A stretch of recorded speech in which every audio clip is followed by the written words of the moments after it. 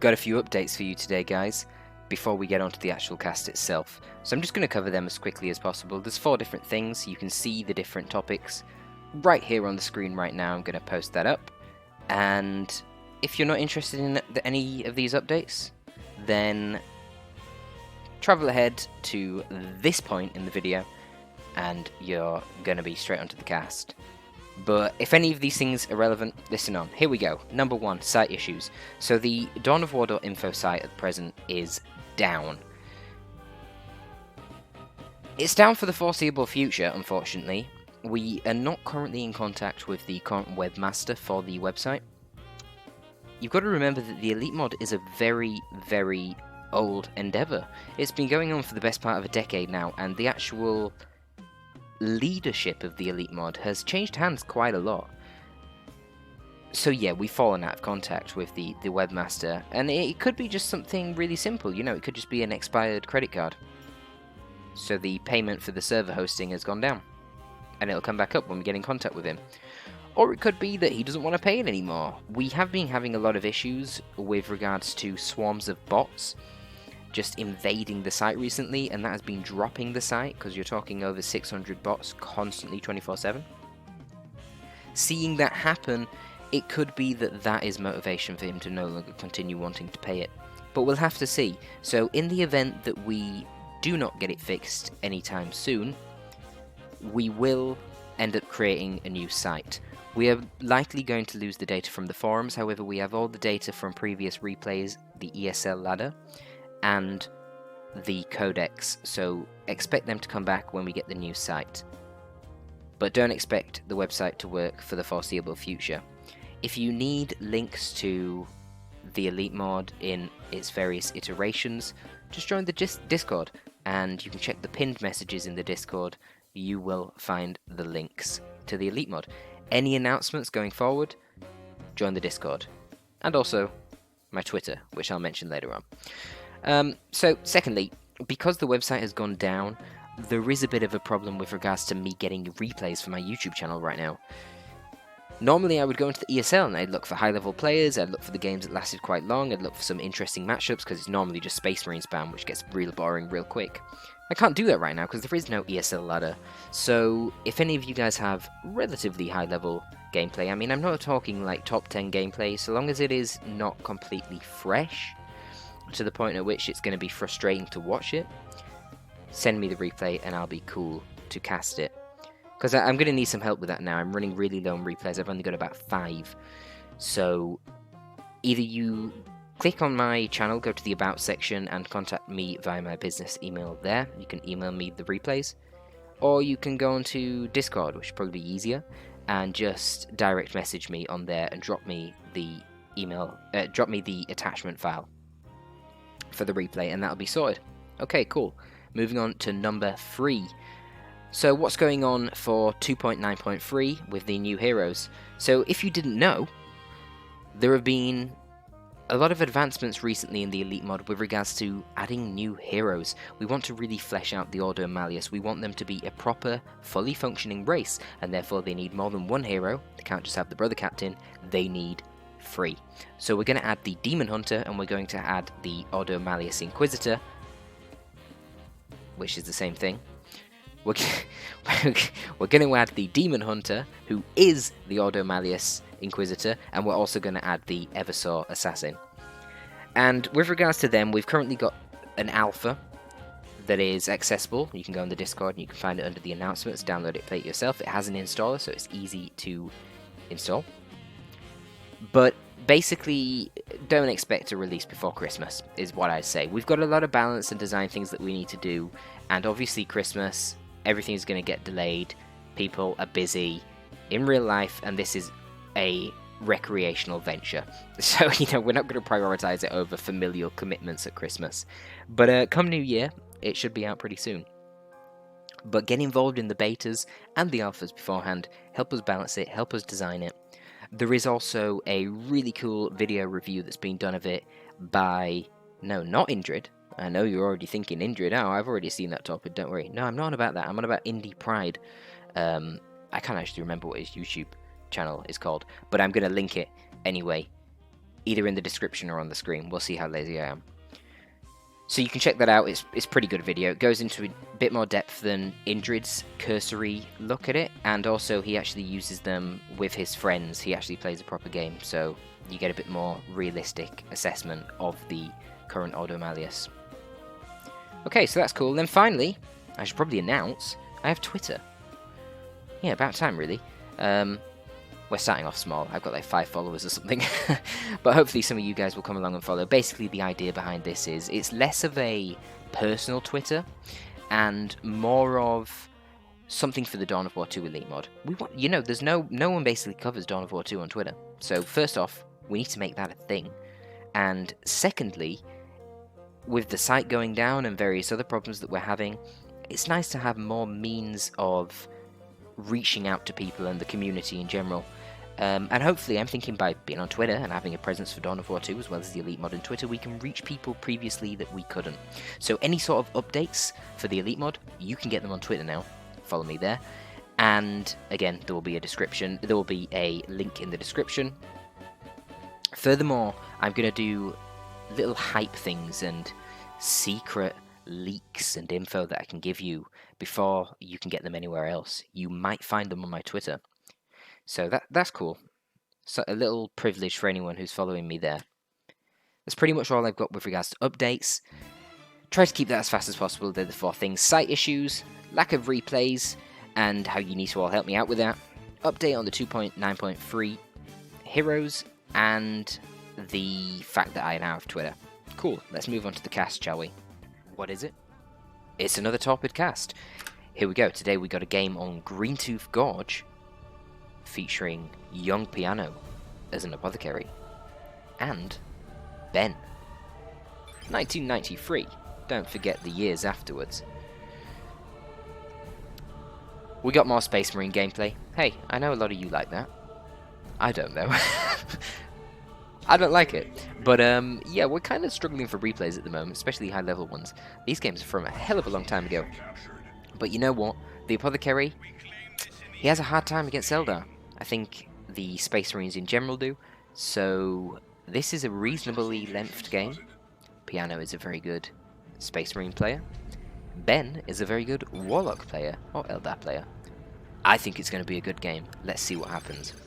So the only thing that's a little bit strange so far is that Ben went for the Dire Avenger before getting the Banshees. I think there's reasons to do both. I think that generally, especially in this matchup, if your Dire Avengers encounter scouts early on, it's nice because you can beat the scouts one-on-one. If you have one Dire Avenger, you're going to lose to the APO 1v1. But if you have 2 Dire Avengers and you meet the APO, you can focus him down pretty easily. So in that sense, getting the 2 Dire Avengers out earlier is decent. Why wouldn't you do it? Well, if you go for 2 Dire Avengers before Banshees, you actually have to wait for your Banshees for a little bit of time. So you end up delaying getting all 3 units out.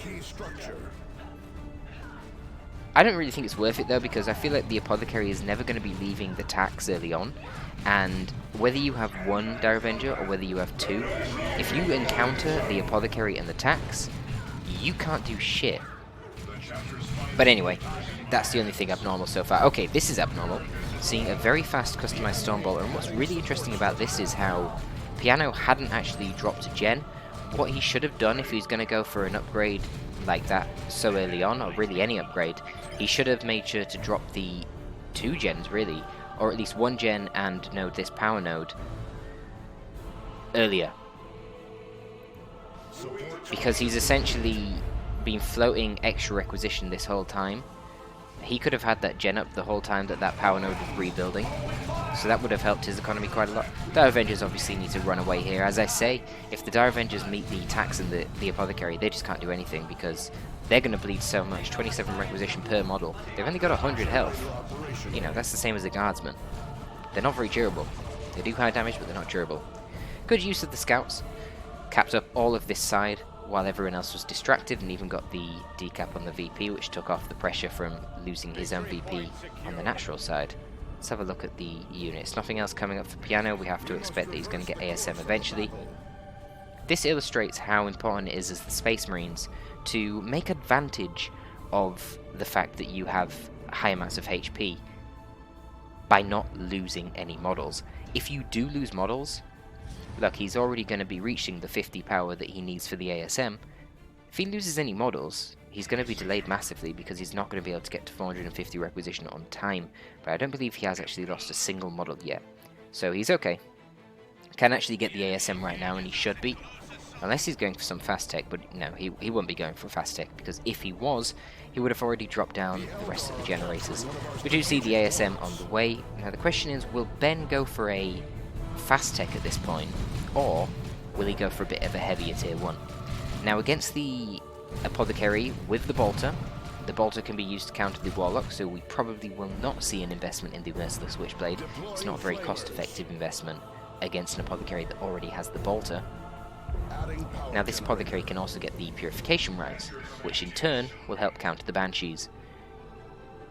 Then when the attacks get the Flamers and you have the support of the ASM, it's quite easy to beat this composition that Ben has. So basically what I'm trying to say with all of that is Ben probably should get a 5th unit out in order to combat this, because if he doesn't, it's quite easy for Piano to just blob as a big army, push his gen farm and get an easy bash off with the Flamer, and then all of a sudden he's in a great position. Might see a nice grenade spike. He goes for it.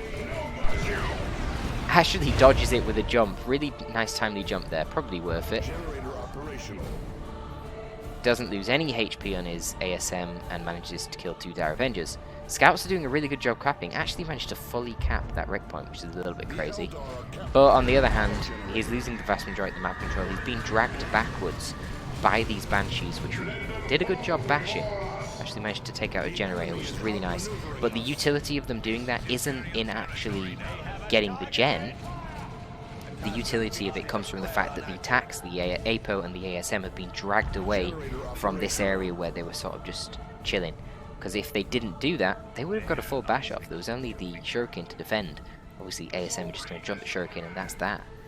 However, Ben is currently split up all over the map. And I don't really think he can defend the bash right now, and that's obviously what Piano needs to go for. He's using the Fragile Scouts, which are basically ineffective in combat because they don't have any upgrades, to do the capping, while the important units, the ASM and the attacks, get the gem bash off. Does he have any purification rights? He does have the rights. So with the combination of the Flamer doing good AoE damage to the Banshees and the purification rights doing that spike, knockback and damage, the ASM will quite handily beat the Banshees. Look at that, absolutely destroys them. The ASM are practically full HP, the Banshees are down to 3 models, in a really dubious position. I'm not sure where those Dire Avengers come from. They must come down from the bottom here, and slowly we see everything coming back to defend the gen farm. I actually see the tax wiping here. Wow. Probably saved by the full auto there. Now that decap was actually pretty brilliant. Ooh, are we going to see a wipe on the Warlock? No. He's not focusing the Warlock, which is probably wise at this point. Doesn't want to risk losing any more ASM models. So he couldn't have actually, he didn't have the opportunity there to get the full bash, so he opted for the decap instead, and that's great because all this time he has completely prevented any power income for Ben. And Ben hasn't really bled too much, and Ben has literally every rec point on the map bar 1. So he's got loads of requisition, which means he would have easily just replaced the gens anyway as soon as they were destroyed. It wouldn't really have hampered his eco. By decapping it in this instance, it probably has hurt Ben's power income more than the bashing of 1 or 2 generators would have done. So I like that little play. And that's something that you often have to do when you're playing as the Space Marines. You're quite powerful not early on in Tier 1, but later on in Tier 1, once you get your ASM out, once you get your Scout upgrades, once you get your Flamer and your Hero upgrades. But if you're going to start investing in all of that, you're going to be really, really weak to a vehicle rush if you do not go for a bash. And therefore, Space Marine meta essentially is go really heavy in Tier 1, use your Flamer and get a gem bash, and then you have enough of an advantage to snowball into Tier 2 as your powerful Tier 1 squads start to level up. Now the problem typically comes when you are basically in this position and you fail to get a full gem bash off. The enemy will hit Tier 2 before you because you've gone for this heavier investment, and they'll get a vehicle out, and then the Space Marines vehicles are really expensive, so you can't really get them yourself. The Razorback, of course, doesn't do any anti-vehicle, and if you want to get anti-vehicle yourself, that too is really power expensive. So you can get a little bit stuck then in Tier 2. Just trying to invest in anti-vehicle can cripple your economy, and even if you get enough anti-vehicle and you kill the enemy vehicle, I feel like I'm saying vehicle constantly, man, you then don't have any power to invest in anti-infantry upgrades. Like, for example, the Banshees, they would get absolutely wrecked if they were fighting ASM with the Sarge at full health. They get wrecked anyway. Power of the APO, man. But you generally can't afford to get the Sarge if you don't get the Bash off, because you've spent all your power getting things like Lasdevs, getting things like the Missile Launcher, getting Melter Bombs, just to kill that enemy Falcon. But Ben actually is not able to do that because Piano got that decap, not even the Bash, but just a decap. And that has prevented him from getting that fast Falcon out. And now he's trying to get some upgrades, so he's spent quite a lot of power on the Witchblade of Kurnos. He's spent power on getting the Exarch on the Banshees. He's got the upgrade for the Rangers, which is Tier 1, but I believe he got it in Tier 2, or at least while he was teching it. And he's got double Exarchs on the Dire Avengers. So I think this actually puts Piano in a decent position for once, which is rare as the Space Marines in this matchup. Ooh, yikes, yikes. We're getting a bit of shade thrown down there. But yeah, it puts him in a really good position because for once, oh man, just whiffed on the grenades. That could have been pretty brutal. Oh, I mean, that would have been a wipe if they were slightly angled over and then he got the Witchblade on retreat. I'd like to see these Tactical Marines eventually upgrade to the Stern Guard at this point. Though it could also be quite useful actually to just use a drop pod.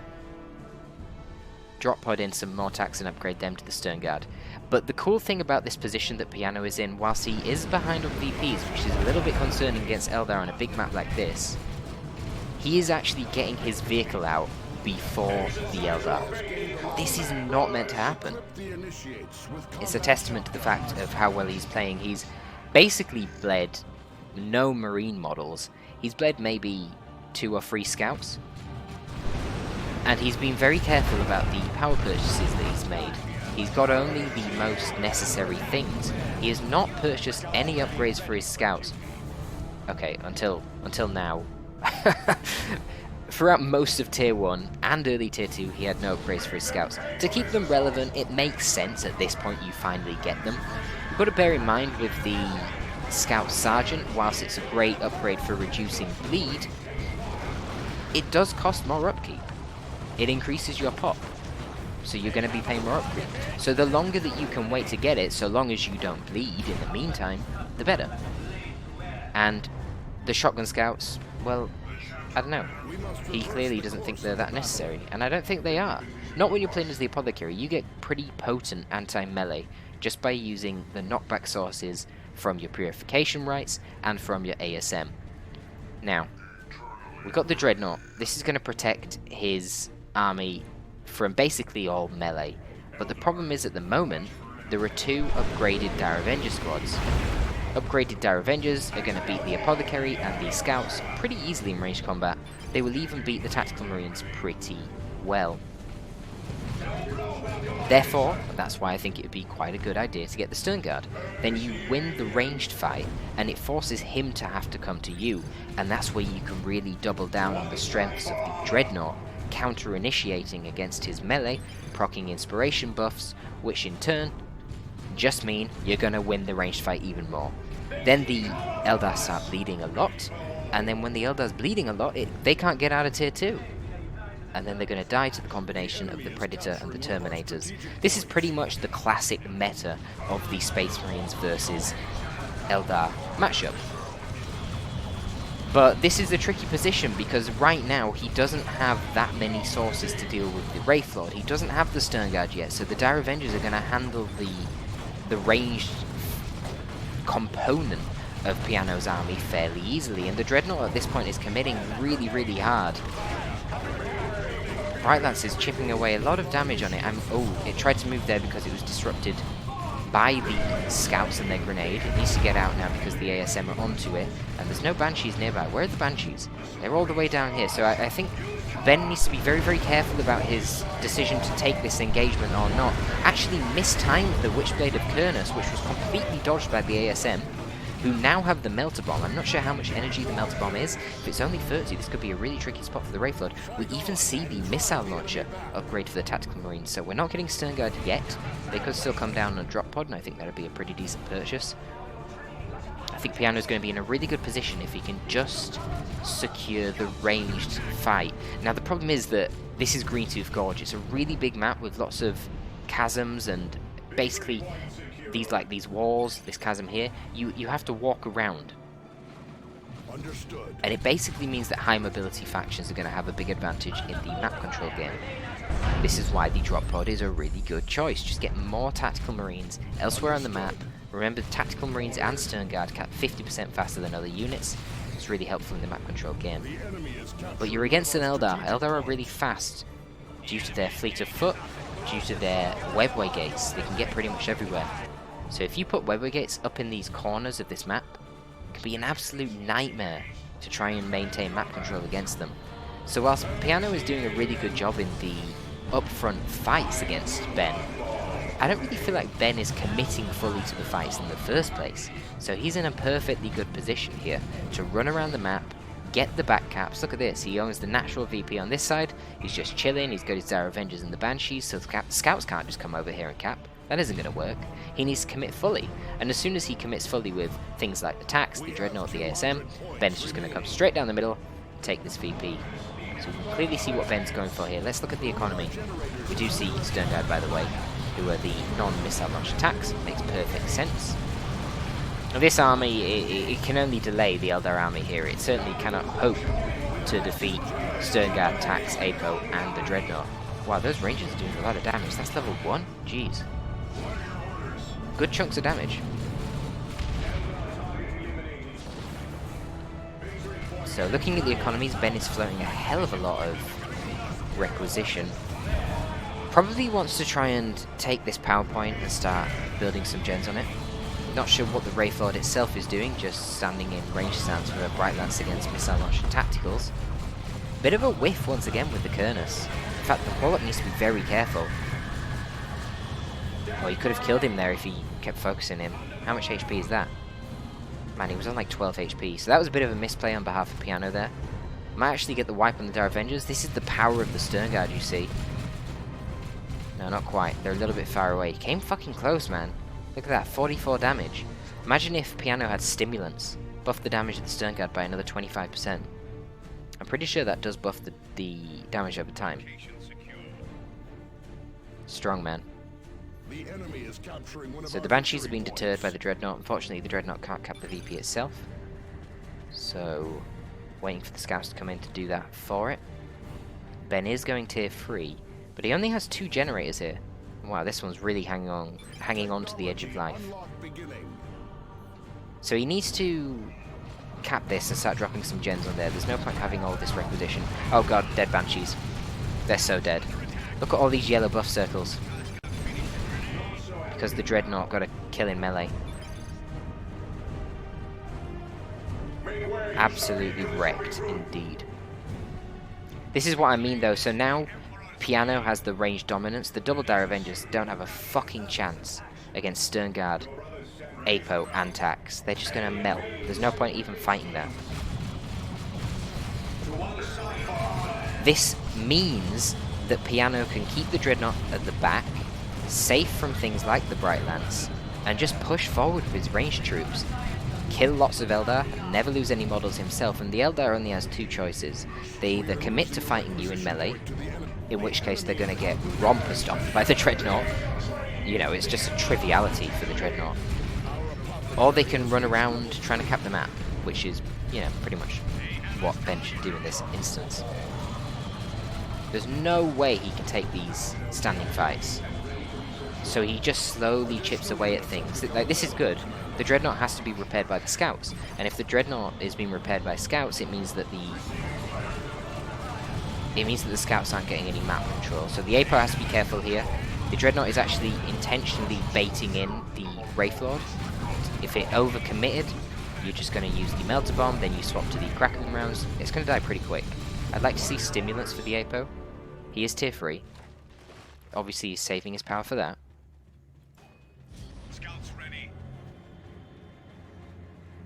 Still no upgrades on these scouts. Just used cap. The enemy is capturing one of our strategic Rangers haven't done points. too much, I don't The feel. enemy has Just been a minor nuisance. I guess that's fine though. They deter the infiltrated scout shenanigans.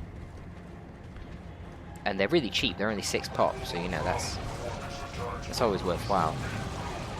For another capping unit. What's this? Ooh, Apo's probably going to go down here to the Wraith Lord. Yeah. But this is a dead Warlock. If the ASM jump after him, he'll definitely be dead. Was that a direct missile hit? Oh, Distort Field might save him actually. Oh my fucking Christ. Those bolt pistols just did so much damage. Look, Distort Field was on him. 50% less range damage. It's crazy. So he'll have been taking like 10% range damage there, and those bolt pistols smashed him. It's because they're level 3, and of course they were getting the inspiration buffs, because of the Dreadnought. I think that's something that people really overlook with the Space Marine Dreadnought. The Librarian as well, but the Dreadnought a lot more so, because the Librarian's inspiration is only 5% per kill. Can't remember the Dreadnought's exact number, but I know it's way higher. It's either 20% or 25% per kill. So you intentionally should target the light infantry in a big army versus army fight if you don't have a high priority target. Because, bang, inspiration, 20% damage for your entire army. Like, that's huge per model. And it stacks. I don't know if there's a limit on what it stacks to. I don't think there is, you know.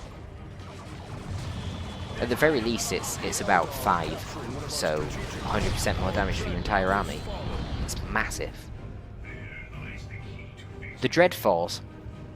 You see, he couldn't actually dedicate the scouts to capping it. He couldn't dedicate the scouts to repairing the Dreadnought because they were too busy capping. So that's what I mean by Ben needs to play Eldar like I guess they would function in the lore, basically. Chip away slowly, weakening them, but don't commit to a big fight because you're just going to bleed.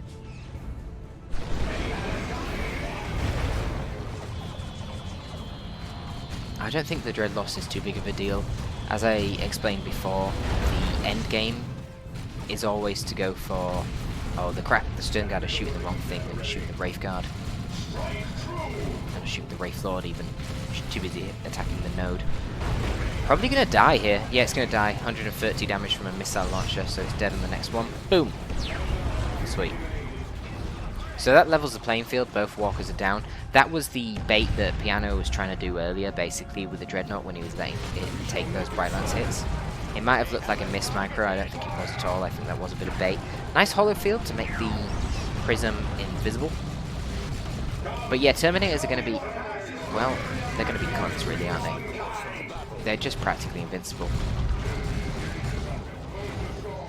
Your only hope is to try and get into melee, but how the hell are you going to get into melee when they've got all this ranged firepower? It's not like Terminators are complete slouches in melee, they're really not.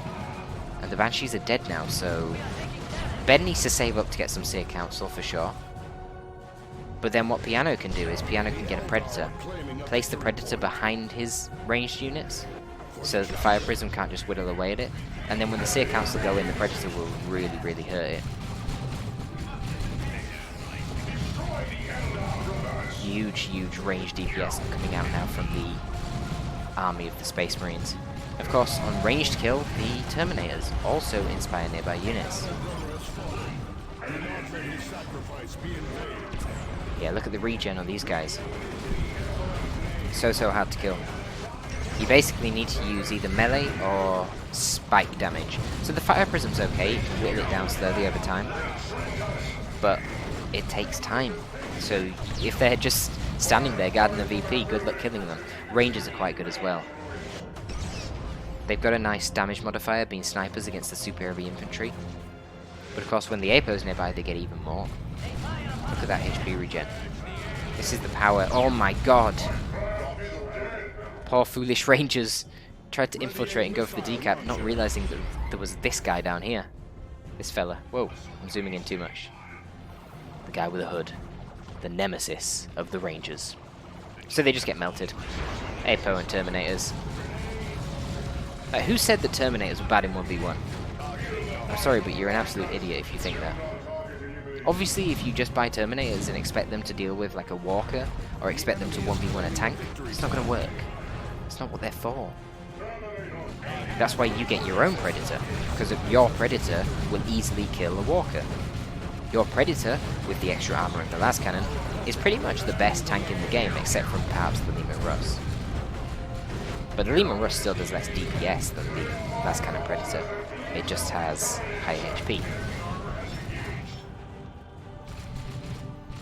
Would you see the Cyclone Missile Launcher now? That's not a reliable source of AB. Oh, this Autark is dead. Power Fist in retreat, man. Yep, she's dead. The enemy has 100 points remaining. Powerful. This victory The inspiration buffs just snowball so much. If you can just survive that little moment in tier 2 where they get their walker out, and you don't let yourself get gem bashed, and if you can really double down on your investments in tier 1 and get some sort of a gem bash, you clearly don't even need to get a full gem bash off, because Piano didn't do it here.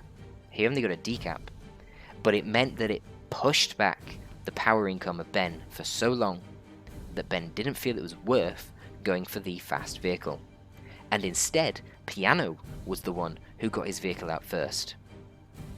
That's how you're going to win as Space Marines. When you get to this point, when you've got level 3 ASM, level 4 Apothecary, finally getting an armor, level 2 Stern Guard, and Terminators, Eldar do not have a chance. They really don't. They need to be so far ahead. They'd need to have like Prism, Seer Council, Autark, fully upgraded hero, and an avatar. They need to be so far ahead. But there you go. That was a match. I thought that was pretty good. I think Ben did a decent job trying to rat around.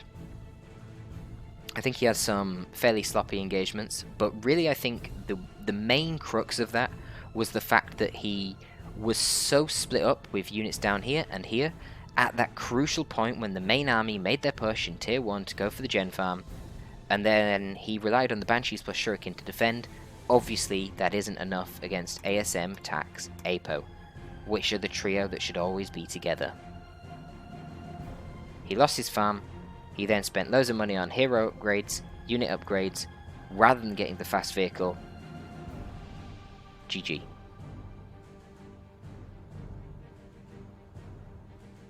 Top it out.